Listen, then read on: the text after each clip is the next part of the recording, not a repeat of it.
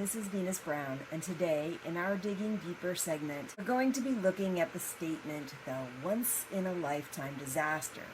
Now, this is a statement that was made this winter around Christmas time when a blizzard struck New York, which was said to have been the worst blizzard that had occurred in 45 years. I wanted to take a little bit of a deeper look at the particular event, the statement, once-in-a-lifetime disaster, where it came from, and what's actually going on with some of these major climate disasters. So the report that we got from Reuters stated that around Christmas time of 2022, that Buffalo, New York was hit with a deadly blizzard. That happened during that freeze that had gone across the United States, where a lot of the United States was hitting very low temperatures, some of them as low as like -3 and 4 degrees. And even like where I live in Florida, it was getting very cold, although we definitely missed a lot of the really, really dangerous weather. After that Arctic freeze spread across the United States, it caused temperatures to dip below zero in some places. The storm was described as an epic, once-in-a-lifetime weather disaster. And that statement seems to have started from New York Governor Kathy Hochul. And that title was also repeated several times on various news outlets, which is why I actually started looking into it. At least 60 lives were said to have been lost in the Arctic storm front in Buffalo, New York. And it was said to have been the worst blizzard to hit Buffalo, New York in 45 years. Where it dropped about 52 inches of snow in 4 days in the Buffalo area. After this blizzard happened, we also got to look forward to a sudden warming of the weather right after. So the National Weather Service forecast reported that this would precede a rapid thaw to come later in the week after that blizzard. Forecasted that this would lead to spring-like temperatures well above freezing, and it was also well above the area's normal temperature, which would bring heavy rains that could unleash flooding. These chaotic and sudden shifts in weather disasters seem to be occurring more and more. What may have been considered a once-in-a-lifetime event is starting to seem more like a sign of the not-so-normal times. So just how does a storm like this occur anyway? According to Reuters, moisture gets picked up by frigid air, that Arctic freeze that swept across the United States around Christmas time. So it gets picked up by that frigid air that is moving across warmer lake waters. And because New York is near a lot of those Great Lakes, it picks up the warm water from those lake waters and interacts with that freezing front that goes through. This produces the conditions for the blizzard that hit New York. It was said to be the worst blizzard since one hit Buffalo, New York back in 1977. I myself would have been 3 years old at the time, by the way. That blizzard killed almost 30 people back then. By the point of the article that Reuters wrote on December 27th, 2022, the current blizzard had already killed at least 27 people just in western New York. But I don't know what the final toll is at this point. So let's take a more long-term global look at major disasters of this nature. Looking at two 20-year periods of major natural disasters, researchers from Yale pointed out these findings. From 1980 to 1999, the earlier period, there were 4,212 major natural disasters that occurred. Now keep in mind, this is any kind of major natural disaster. While between 2000 and 2019, we experienced an increase to the number of 7,348 major natural disasters. Of those from the 1980 to 1999 time frame, 3,656 of those major natural disasters were considered climate related, which is what this blizzard in New York is considered. While during the period of 2000 to 2019, that later period had 6,668 climate-related disasters. Now, this is an 83% increase from the previous period.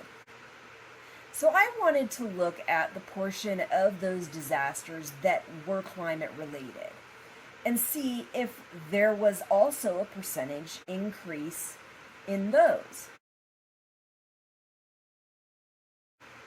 In the earlier period, that of 1980 to 1999, 86.8% of those disasters were considered climate-related. And in the next period, from 2000 to 2019, 90.9% of those disasters were considered climate-related. So that was a very noticeable increase. So what were some of the differences between that earlier period and the later period beyond those numbers? For one, the later period floods doubled. Severe storms increased 140%, while droughts, fires, and heat waves also increased. Now, this same study also found that of those climate-related disasters in that later period, that China experienced the most climate-related disasters, with 577 of those being major climate-related disasters that occurred in China, while the United States came in second, with 467 of those major climate-related disasters occurring across the United States. According to UN Secretary General's Special Representative for Disaster Risk Reduction, quote, "Disaster risk is becoming systemic, with one event overlapping and influencing another in ways that are testing our resilience to the limit," end quote. I would say so. I don't know about you, but I definitely am feeling like disasters are getting more and more crazy, more and more chaotic, and there's less and less time without multiple disasters overlapping each other. Not to mention that so often, one disaster just seems to spur and feed another disaster. Now, I remember way back when I was a kid, I think I lived in Virginia from age 6 to a good deal of my young life. I remember weather often seeming crazy and unpredictable. We could start with a sunny day. Later on, it would turn into a sandstorm. And then the next thing you know, there's like sleet, hail, or snow flurries. Now, it didn't happen all the time. It just happened enough that it felt pretty bipolar to me.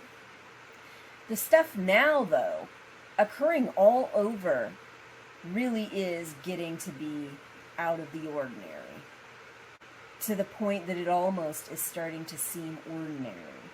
At least that's how it seems to me. I wanted to look a little bit closer at the U.S. numbers for the last 20 years, that 2000 to 2019 period. I wanted to break those numbers down a little bit just so we could get kind of a better grasp on calling these disasters once in a lifetime. First, let's look at the average per year in that last 20 years. If we just took that number and broke it down into even 20 years, without knowing any of the other factors that might alter or influence that math. That would be about 23.3 storms per year all across the entire United States. That's enough for maybe one in every other state. Still, how many cities are there in the United States that are struck by a disaster of this nature? By taking the number of major U.S. cities that have a population of at least 100,000 or more. There are over 300 cities in the United States that meet this definition. Of course, this is not scientific at all, just going to use those raw numbers that we have and that 300 major cities just to make it a nice round number. So please, don't yell at me for not trying to get more specific numbers. I just don't have near the information needed to get anything close to accurate. I'm only looking for ballpark figures. That comes out to a little more than 1.5 for every city in a 20-year period. And of course, as I said, that's not how this really works. If you really wanted to do the math and the science properly, you're going to have to look at a lot of factors that are going to affect those different areas differently. This blizzard that occurred in New York, the climate would be different in different areas, it would be different in different time periods, the types of disasters would be different, and all sorts of other factors would also influence those rates. But I think for the sake of the original statement, Buffalo hadn't experienced a similar blizzard since 1977. When I was 3 years old. So 45 years they hadn't experienced a similar disaster. That very non-scientific, poor mathematical example where I did that even split of all climate disasters. It's like 1.5 every 20 years. Maybe not once in a lifetime. More like 2 to 4 in a lifetime. But that's also with this ever-increasing amount of these types of disasters occurring as time goes on and as the climate change worsens. Maybe that's what's really disconcerting. Something that may have at one time been considered a once-in-a-lifetime disaster has evolved to a few times in a lifetime. And those rates are only getting more frequent and more extreme. So what will it look like 20 years from now? When that next 20-year period has gone by and we can see the next numbers, compare those to those previous 2 20-year periods. My oldest kid will only be 40 years old, and I will be a senior citizen by that point. What will our planet look like in that time? How will those numbers change? It's something to contemplate. It's something that is worrying to me. And I think we only have the future to really look at what's going to happen. And hopefully we make it long past that 20 years. I really hope so. But I don't know. Contributing to both climate and weather that is making it harder on everyone in the world, but especially on those countries in the world that are poorer and have a harder time with this. It influences their lives more. It influences their environment more. We can only hope that between scientists and activists and advocates and others who are really concerned about this, that maybe we might be able to get things under control so that it doesn't get completely out of control to where we can't handle it at all. But I don't know. We'll see.